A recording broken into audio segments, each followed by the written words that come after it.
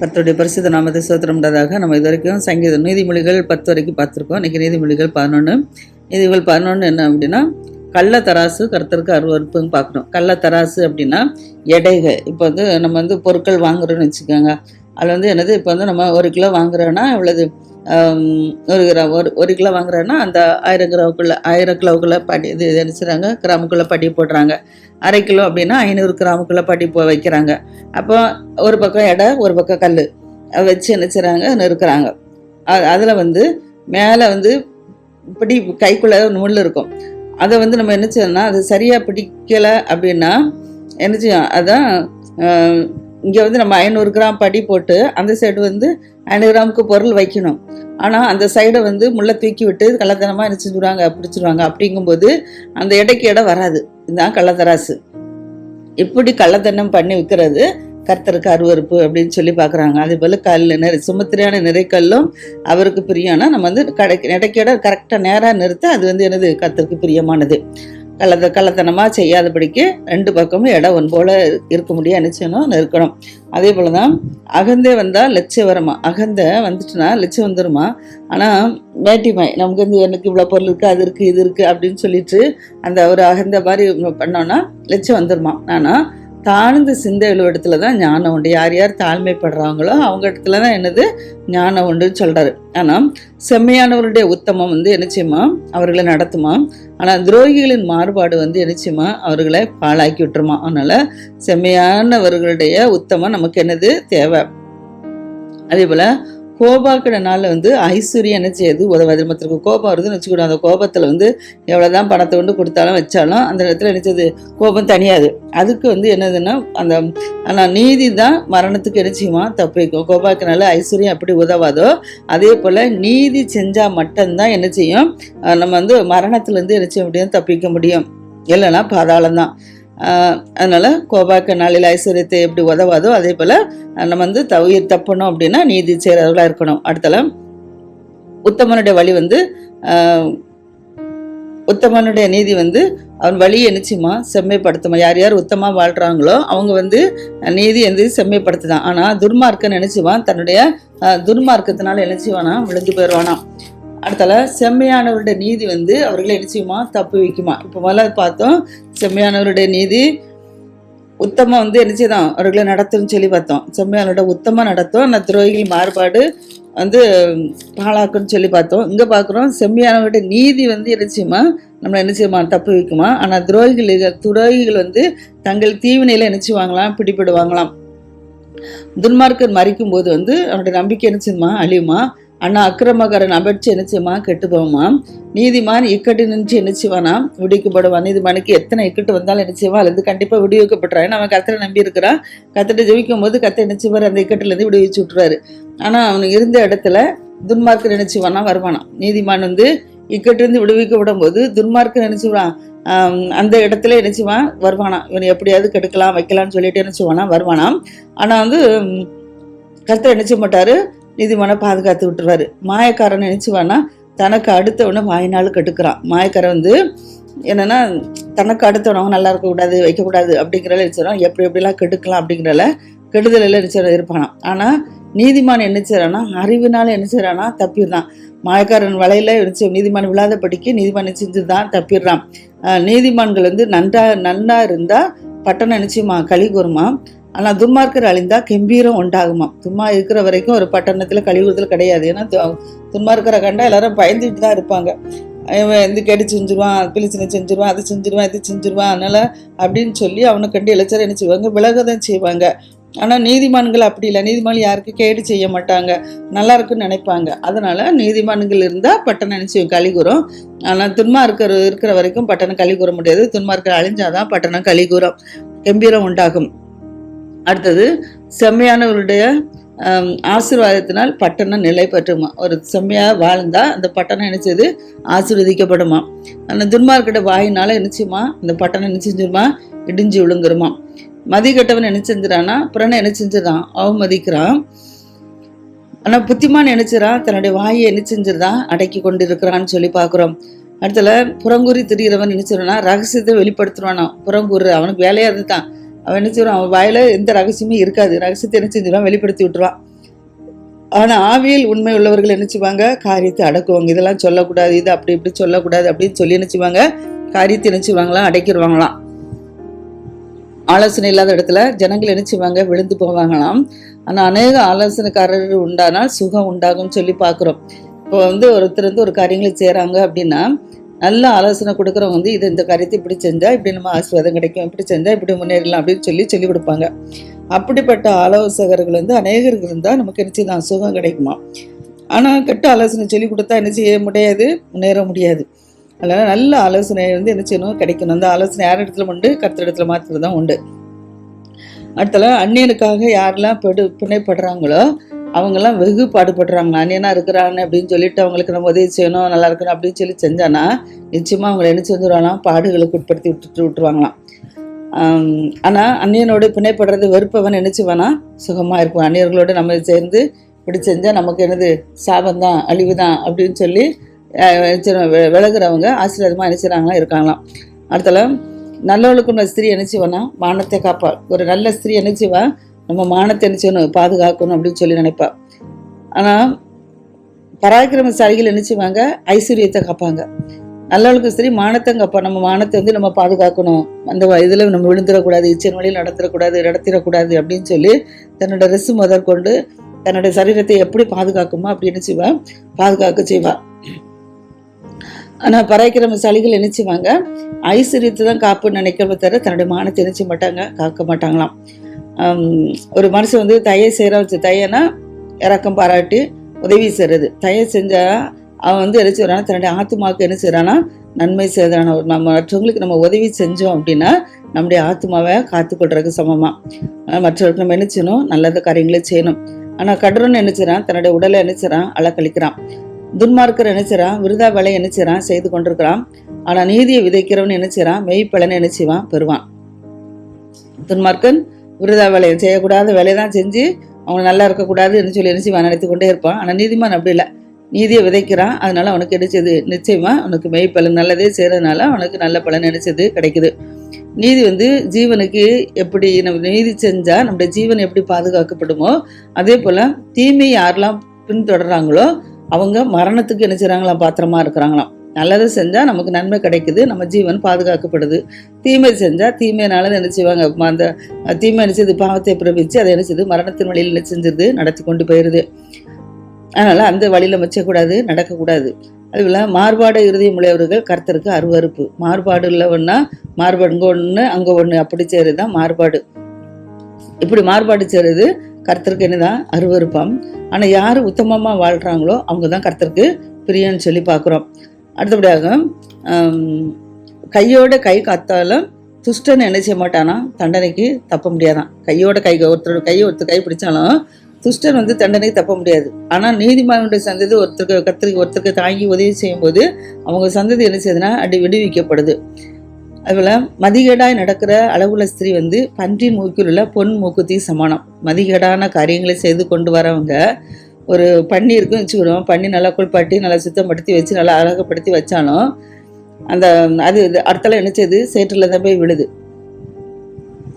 அப்போ அதுக்கு அது பண்ணிக்கு மூக்குத்தி போட்டாலும் சரி, பொண்ணை கொண்டு போட்டாலும் அது என்ன செய்யுது, சேற்றில் தான் போய் மூங்குது. அப்போ அப்படி என்ன பொண்ணை போட்டாலும் அது என்ன செய்யுது, சேரடைஞ்சிருது. அதே போல தான் மதிகேடாக நடக்கிற அளவுள்ள ஸ்திரீ என்ன செய்வாலாம், அந்த பன்றியின் மூக்குள்ள உள்ள பொன் மூக்குத்திக்கு தான் என்ன செய்வானா சமானமானவளாக இருக்கிறான். இவ்வளோதான் அழகு இருந்தாலும் சரி மதிகேடாலாம் மதிகேடாக நடக்கிறதுனால என்ன செய்ய முடியாது, நல்லா என்ன செய்ய முடியாது, வாழ முடியாது. அதில் நீதிமானுடைய ஆசை என்ன செய்யுது, நன்மை. நீதிமான்கள் எதுவும் ரொம்ப என்ன செய்ய மாட்டாங்க, ஆசைப்பட மாட்டாங்க. ஏதாவது தேவையுள்ள பொருள் தான் நினச்சிவாங்க, அவங்க விரும்புவாங்க. ஆனால் அப்படி தேவையான பொருளுக்குனால அது அவங்க ஆசைப்படுறது நன்மையான காரியங்களுக்கு மாத்திரம் தான் என்ன செய்கிறாங்க, ஆசைப்படுறாங்க. ஆனால் துன்மார்க்கர் அப்படி இல்லை. துன்மார்க்கர் எல்லாமே கண்டதையும் பார்க்குறதையும் என்ன செய்யணும், வாங்கிடணும் வச்சிடணும்னு சொல்லி நடப்பாங்க. கடைசியில் அது கடன் பாரத்துலேருந்து விழுந்துடும். கடைசியில் என்னது அது கோபத்தில் தான் கோபாக்கினையாக என்ன செஞ்சு முடிஞ்சது. அடுத்தவங்களுக்கு தீங்கு செஞ்சுருவாங்க, அடுத்தவங்களை ஏமாற்றி வாங்கிடுவாங்க, கடன் வாங்கிடுவாங்க. அப்படிங்கும்போது அது செய்ய முடியாது, சரியான முறையில் தூங்க முடியாதுங்கும் போது ஒருத்தருக்கு ஒருத்தர் என்ன செஞ்சிடும், சண்டை தான் முடியும். அதனால தான் நீதிமான்களோட ஆசையை நம்ம எதுக்கும் அவங்க நீதிமன்றங்களையும் தியானித்து அறிந்து இதை வாங்கலாமா வாங்கக்கூடாதா அப்படின்னு சொல்லி நினச்சதை அறிஞ்சு எடுத்து செய்கிறாங்க. ஆனால் துன்மார்க்கர் அப்படி இல்லை. அதனால தான் அவங்க எடுத்துருந்தாங்க. அவங்க நினைத்த காரியம் கோபாக்னையாக முடியுது. அதே போல் யாருக்கெல்லாம் நம்ம உதவி செய்கிறவங்களோ அள்ளி அள்ளி கொடுக்கணும். ஏன்னா அதான் சொல்லு, வாரி இறைத்தும் விருத்தி அடைவாரம் உண்டு, அதை அதிகமாக பிசித்தனம் பண்ணி வறுமை அடைவாரம் உண்டுன்னு சொல்லி பார்க்குறோம். ஏன்னா வாரி வாரி இறைக்கிறவங்கன்னா நம்மகிட்ட இருக்கிற பொருளை நமக்கு அடுத்தவங்களுக்கு கொடுத்துக்கிட்டே இருக்கணும். கொடுக்க கொடுக்க நமக்கு எடுத்துக்கிறோம் வந்துக்கிட்டே இருக்கும். ஆனால் எனக்கு வேணும், அது வேணும், நமக்கு வேணும், இது வேணும், அது நம்ம எப்படி கொடுக்க முடியும் அப்படி இப்படி நினச்சிட்டு இருந்து பிசனைத்தனம் பண்ணுனா அது என்ன செய்யுதுமா? வறுமை தான் வருமா. அடுத்தல நான் யார் யார் உதாரண குணமாக கொடுக்குறாங்களோ ஒரு இறக்க சிந்தியோடு நம்ம அவங்களுக்கு கொடுக்கணும், பாவம் அப்படின்னு சொல்லி இறக்கப்பட்டு நம்ம சின்ன உதாரண குணத்தோடு நம்ம கொடுக்கும்போது ஒரு ஆசையாக நம்ம அவங்களுக்கு கொடுக்கணும் அப்படின்னு சொல்லி இறக்கப்பட்டு கொடுக்கறது உதாரணம். இப்படி உதாரணமாக கொடுக்குற ஆத்மா தெரிஞ்சுமா செழிக்குமா. எவன் தண்ணீர் பாய்ச்சிடானோ அவனுக்கு என்னது தண்ணீர் பாய்ச்சப்படனா, நம்ம ஒரு வயல் தான் இருக்குது அப்படின்னா விவசாயத்துக்கு அதனால தண்ணி பாய்க்கும் போது தான் அது நினச்சது நமக்கு நல்லா பலனை கொடுக்குது. அதே போல தான் நம்ம உதார குணமாக நினச்சது நம்ம கொடுக்கும்போது நம்ம ஆத்மா நினச்சது எப்படி அந்த தண்ணீர் பாய்ச்சி அது எப்படி செழிப்பாக வருதோ அதே போல் நம்ம உதார குணமாக கொடுக்கும்போது நம்முடைய ஆத்மா நிச்சயமா செழிக்குமா. அடுத்தல தானியத்தையே கட்டி வைக்கிறவன ஜனங்கள் சபிப்பாங்க, விற்கிறவன தலைமையில் ஆசீர்வாதம் தாங்கன்னு சொல்லி பார்க்குறோம். இப்போ நம்ம விவசாயம் செய்கிறோம். அந்த விவசாயத்தில் நினச்சிடுறாங்க, அந்த பலனை நினச்சிவாங்க நல்ல விலை வரைச்சி நம்ம விற்கலாம் அப்படின்னு சொல்லி நினச்சவங்க சேர்த்து வச்சுக்கிட்டே இருப்பாங்க, நல்ல விலை வந்தோன்னு விற்கலான்னு. ஆனால் இது மக்களுக்கு என்னது தேவைப்படாத படிக்கும் இப்போ வீட்டில் நினச்சது அடைச்சி வச்சுருக்கிறாங்க. மக்களுக்கு இப்போ தேவைப்படுது. அப்போ அந்த சமயத்தில் நம்ம நினைச்சது நம்ம அதை விற்கும் போது அவங்க நம்ம இப்போ இல்லாமல் இருந்தோமே, இப்போ இது நமக்கு கிடச்சிருச்சு, நல்லா விளைஞ்சிருச்சு, மக்கள்லாம் விற்றுட்டாங்கனால விலையும் குறையா இருக்குது, நமக்கு தேவையான பொருட்கள் கிடச்சிட்டு அப்படின்னு சொல்லி மக்கள் நினச்சிவாங்க, சந்தோஷப்படுவாங்க. அப்போ அந்த அவங்க வாழ்த்து நமக்கு நினச்சது ஆசீர்வாதமாக முடியுது. ஆனால் இப்போ மக்களுக்கு தேவை உள்ள நேரத்து இப்போ வயலில் தான் நெல் நடுற வச்சுக்கணும். நெல் நினச்சிடணும் நம்ம உடனே நினச்சிடாங்க, விற்றுட்டாங்க. விற்கும்போது மக்களுக்கு நினச்சது அது பயன்படுது. ஆனால் விற்காம எல்லாருமே சேர்த்து வச்சுக்கிட்டா மக்களுக்கு பயன்படுமா? பயன்படாது. அப்போ அது என்ன செய்யுது? நமக்கு சாபமாக தான் நினைச்சது முடியுது. அதான் விற்கிறவண்ட தலையில நினைச்சது தானியத்தை யார் கட்டி வச்சுருவாங்களோ அவங்க நினைச்சுவாங்க தனங்கள் சபிக்கிறாங்க. ஆனால் யார் விற்கிறாங்களோ அவங்களுக்கு ஆசீர்வாதம் உண்டாதுன்னு சொல்லி பார்க்குறோம். அடுத்தல நன்மையை என்ன செய்யணுமா? சாக்குறதுன்னு தேடுறவன் தயப்படுவான். ஒருத்தர் நன்மை செய்கிறான்னு வச்சுக்கிடுவோம். அது பாத்திரம் அறிஞ்சு பிச்சை போடுன்னு சொல்லி நம்ம பழமொழி பார்க்குறோம். அதே போல் நம்ம யாருக்கு நன்மை செய்கிறனோ அது என்ன செய்யணும்? ஜாக்கிரதையாக செய்யணும். இவங்களுக்கு நன்மை செஞ்சால் நமக்கு ஆசீர்வாதம், உங்களுக்கு நன்மை செஞ்சால் தீமை அப்படிங்கிறத நம்ம ஜாக்கிரதையாக என்ன செய்யணும்? அதை பார்த்து எடுத்து என்ன செய்யணும்? கொடுக்கணும். அப்படி இல்லை அப்படின்னா நமக்கு அது என்ன செஞ்சிரு? தீமையாக முடிஞ்சிருமா. அதே போல் யார் யார் தீமை தான் செய்யணும் அப்படின்னு நினைக்கிறாங்களோ அவங்களுக்கு என்ன செய்யுது? தீமை தான் என்ன செய்யுது? சேரப்போகுது. நன்மை செஞ்சால் நன்மை கிடைக்க போகுது, தீமை செஞ்சால் தீமை தான் கிடைக்க போகுது. அதே போல் நம்ம ஐஸ்வர்யத்தை நினைச்சக்கூடாது, நம்பக்கூடாது. ஐஸ்வர்யத்தை நம்பாதபடிக்கு கர்த்தரை அடிச்சுன்னு நம்பணும். கர்த்தரை நம்புகிறவன் செழிப்பான்னு சொல்லி பார்க்குறோம். ஆனால் ஐஸ்வர்யத்தை நம்புகிறவன் நினைச்சுவான் விழுகிறான்னு சொல்லி பார்க்குறோம். ஐஸ்வர்யம் நமக்கு தேவைதான். ஆனால் அது என்ன செய்யணும்? கர்த்தரிடத்துல கேட்டு கர்த்தர் கொடுக்குற ஆசீர்வாதம் தான் நமக்கு என்னது? ஐஸ்வர்யத்தை தரன்னு சொல்லி நம்ம பார்க்குறோம். அதனால நம்ம நினைச்சக்கூடாது, ஐஸ்வர்யத்து மேலே நினைச்சக்கூடாது, அதிகமாக நம்பக்கூடாது. கர்த்தர் மேலே நினைச்சணும், நம்பிக்கை வைக்கணும். ஆனால் நீதிமான்கள் நினைச்சுறாங்க துளிரை போல என்ன செய்வாங்களாம்? தலைப்பாங்களாம். அவங்க என்ன செய்றாங்க? ஐஸ்வர்யத்தை நம்பிட்டு இல்லை, அவங்க கர்த்தரை நம்பி இருக்கிறதுனால கர்த்தர் அவங்களுக்கு ஒரு குறைவு இல்லாத பிடிக்கும். அவங்களை என்ன செய்றாரு? எப்படி ஒரு செடி வெட்டி விட தழுக்குதோ அதே போல நீதிமான்கள் என்ன செய்வாங்கன்னா அந்த துளிரை போல என்ன செய்வாங்களாம்? தலைத்து கொண்டே இருப்பாங்களாம். அதே போல ஒரு சிலர் என்ன செய்வாங்க? தன்னுடைய வீட்டை என்ன செய்வாங்க? கலைச்சினா குடும்பத்தில் சண்டை சச்சரவை இழுத்து விடுவாங்க. அப்படி சண்டை சச்சரவை இழுத்து விடுறாங்க. என்ன செய்வாங்க? ஒரு காற்றை தான் என்ன செய்வாங்களாம்? சுதந்திரிக்கிறவங்களுக்கு இருப்பாங்களாம். ஆனால் வீட்டை கலைக்கக்கூடாது, எல்லாரும் ஒரு மனமாக ஒற்றுமையாக இருக்கணும் அப்படின்னு சொல்லி நினச்சா நமக்கு என்ன செய்யுதுன்னா ஆசீர்வாதம் கிடைக்குது. தன் வீட்டை எப்படியாவது சண்டை போட்டு எடுத்து ஒருவருக்குள்ள ஒரு மனம் ஒற்றுமையை கெடுத்துடணும் அப்படின்னு சொல்லி நினச்சா அது என்னது? அது நமக்கு ஆசீர்வாதம் இல்லை. மூடன் என்ன செய்கிறான்னா ஒரு ஞானம் உள்ளவனுக்கு என்னச்சுதான் அடிமையாக இருக்கிறான். ஞானம் உள்ளவன் மூடனுக்கு அடிமையாக இருந்தால் அது ஆபத்து. ஆனால் மூடன் ஒரு ஞானம் உள்ளவனுக்கு அடிமையாக இருந்தால் அவன் என்னச்சுவான்? ஆசீர்வதிக்கப்படுவான். நீதிமானுடைய பலன் ஜீவ விருட்சம். நீதிமான் என்னென்ன செஞ்சாலும் அந்த காரியங்கள் இருந்தது ஒரு ஜீவ விருட்சத்தை போல என்னச்சது இருக்குது. ஆத்துமாக்களை என்னச்சுதான் ஆதாயப்படுத்தி கொள்றான். ஆத்துமாவை ஆதாயப்படுத்தி கொள்றவன் ஞானம் உள்ளவன் சொல்லி பார்க்குறோம். ஒவ்வொருக்கும் நம்ம என்ன செய்யணும், சுவிசேஷத்தை அறிவிக்கிறோம். கர்த்தருடைய பற்றி சுவிசேஷத்தை அறிவிக்கும் போது அது ஆத்மாவை நம்ம ஆதாயப்படுத்துறது சமமாயிருது. அப்படியே ஆத்மாவை ஆதாயப்படுத்துகிறவன் ஒருத்தர் கெட்டு அழிஞ்சு போகிறாங்க, நல்லா இல்லாமல் இருக்கிறப்ப, அப்போ அவங்களுக்கு இயேசுவின் அன்பை பற்றி நம்ம என்ன சொல்கிறோம், சுவிசேஷத்தை சொல்லி வேத வசனங்களை சொல்லி அவங்க நினைச்சது ஆதாயப்படுத்தணும். அவங்க மரண தருவாயில் இருப்பாங்க, இல்லைன்னா நிம்மதி இல்லாமல் இருப்பாங்க. இப்படிப்பட்ட சூழ்நிலையில் நம்ம வேத வசனங்களை சொல்லி கர்த்தருடைய சாட்சிகளை சொல்லி அவங்களுக்கு சொல்லும்போது அவங்கள என்ன செய்கிறோம், அந்த கட்டுகள்லேருந்து நம்ம என்ன செஞ்சோன்னா விடுவிச்சு விட்ருதோம். அப்போ விடுவிச்சு விடுறதுனால என்ன செய்யுது, அவங்க அப்படிப்பட்டவங்க ஞானம் உள்ளவனாக இருக்கான். ஞானம் உள்ளவன் தான் நினச்சிவான் அவருடைய ஆத்துமாக்களை நினச்சிதான் ஆதாயப்படுத்தி கொள்கிறான். ஆனால் நீதிமானுக்கும் பூமியில் என்ன செய்யுமா, சரி கட்டப்படுமா, துன்மார்க்கனுக்கும் பாவிக்கும் எத்தனை அதிகங்கிறார். துன்மார்க்கனும் பாவிக்கும் பூமியில் நினைச்சது சரி கட்ட முடியாது, அங்கே நரகத்து போவாங்க. ஆனால் நீதிமான் அப்படி இல்லை, அவங்களுக்கு பூமியில் சரி இது நியாய தீர்ப்பு நடந்தாலும் அவங்க நினைச்சுவாங்க பரராஜ்யத்துக்கு போயிடுவாங்க. அடுத்தல 12வது அதிகாரம்னா புத்திமதிகளை விரும்புகிறவன் அறிவை விரும்புகிறாங்கிற ஒரு நம்ம இந்த நீதிமொழிகளை பார்க்கும்போது ஞானம் புத்தி இதைத்தான் நம்ம சாலமன் ராஜா எழுதியிருக்கதை நம்ம பார்க்குறோம்.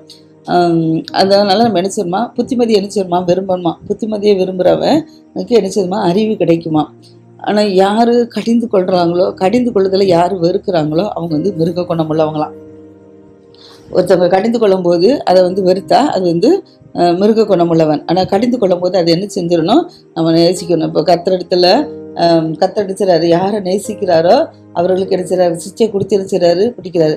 தகப்பன் சிச்சையாத புத்திரன் உண்டோன்னு சொல்லி நம்ம பார்க்கணும். ஏன்னா ஒரு தகப்பன் நினைச்சுவாங்க பிள்ளைகள் கெட்டு போகக்கூடாதுங்கிறதுக்காக வேண்டி நினைச்சுவாங்க, ஏதாவது பாவ வழியில் ஏதாவது நல்ல வழியில் நடக்காமல் இருந்தால் அவங்கள என்ன செய்வாங்க, அவங்கள கண்டித்து என்ன செஞ்சுருவாங்க, சரிப்படுத்திருந்தாங்க. அதுக்கு செவி கொடுக்கும்போது அவங்க என்ன மனம் திரும்பிதாங்க. ஆனால் செவி கொடுக்கல அப்படின்னா அவங்க நினைச்சுறாங்க கடைசியில் பாவக்கிரியலுக்கு ஒப்பு கொடுத்து தண்டனைக்கு மேல் தண்டனை வாங்கிட்டு இருப்பாங்க. அதனால தான் என்ன செய்யணும்னா, கடிந்து கொள்ளும்போது அது சந்தோஷமாக அணிந்து ஏற்றுக்கிடணும். கடிந்து கொள்வதை வெறுத்தானா ஒரு மிருக குணத்துக்கு தான் சமமாக இருப்பாங்க. மிருகத்தை போய் கடிந்து கொள்ள முடியாது, அது அது அது கீழ்ப்படியாது. அதே போல தான் நல்லவன் இடத்துல என்ன செய்வானா, கர்த்தர் இடத்துல தயையை எதிர்பார்க்குறா, தயை பெற்றுதான். ஆனால் திருச்செந்தூரங்களை மனுஷனை கர்த்தர் என்ன செஞ்சிருவாரு, ஆக்கிரைக்கு உட்படுத்துறாரு. நல்லவே செய்கிறதுனால கர்த்தர் இடத்துல தயவு கிடைக்கிறது. ஆனால் ஒரு திருச்சிந்தனை மற்றவங்களை கெடுக்கணும் வைக்கணும் அப்படின்னு சொல்லி நினைக்கிறவங்களுக்கு கர்த்தர் நினைச்சாரு ஆக்கிய திருப்பி தான் நினைச்சு அவர் கொடுப்பாராம். துன்மால் மனசை நினைச்ச மாட்டானா நிலை வர முடியாதான். ஆனால் நீதிமன்ற வேறு நினைச்சது அசையாது. எப்படி ஒரு வேறு நல்லா ஸ்ட்ராங்காக இருக்கிறது வேறு நினைச்சது, அது எப்படி தான் காற்று அடித்தாலும் அந்த மரங்கள் நினைச்சது கீழே விழாது. ஆனால் ஸ்ட்ராங்கான வேறு இல்லாத வேறு நினைச்சது காற்றடிக்கும்போது நினைச்சது சரிஞ்சு விழுந்தது. ஆனால் நம்ம என்ன செய்யணும், நீதிமானுடைய வேற நினைச்சது அசையாதுங்க மாதிரி ஒரு நீதிமான்களாக இருக்கும்போது தான் சாத்தான் நம்ம என்ன செய்ய முடியாது, நம்மளை அசைக்க முடியாது. எந்த மனிதர்களும் நம்மளை என்ன செய்ய முடியாது, அசைக்க முடியாது. ஏன்னா அவங்க கர்த்தருக்குள்ளே வேறு கொண்டிருக்காங்க, அதனால என்ன செய்ய முடியாது, கீழே விழாது. நம்ம வேத வசன மத்தியில் நம்ம பார்க்குறோம், கற்பாறையுள்ள இடத்துல கற்பாறை இடத்துல வீடு கட்டுறவன் அந்த வீடு என்னது பெருவெள்ளம் வந்தாலும் அந்த வீடு என்ன செய்யுது, தண்ணி அடிச்சுட்டு போகாதுன்னு சொல்லி பார்க்குறோம். ஆனால் மணலின் மேல் கட்டுறவன் புத்தி அற்றவனாக இருக்கிறனால என்ன செய்தான், மணலில் வீடு கட்டினா அது என்ன செய்யுது, பெருவெள்ளம் வரும்போது அதை அடித்து கொண்டு போயிருன்னு சொல்லி பார்க்குறோம். அதே போல தான் நம்ம என்ன செய்யணும்னா, ஒரு நீதிமானாக இருக்கும்போது நம்மளை வீடு வேறு அடிச்சுவார், கனி கொடுக்க முடியாது, கத்தை அடிச்சுவார், வைப்பதை அசையாது. அடுத்தல குணசாலியான ஸ்திரீ தன் புருஷனுக்கு நினைச்சதா கிரீடமாக இருக்கிறா. ஒரு குணசாலியான ஸ்திரீ புருஷன் நினைச்சிடா நல்ல வழியில் நடத்தி நினைச்சிடா வைக்கிறதுனால அவனுக்கு ஒரு கிரீடமாக நினைச்சதா இருக்கிறா.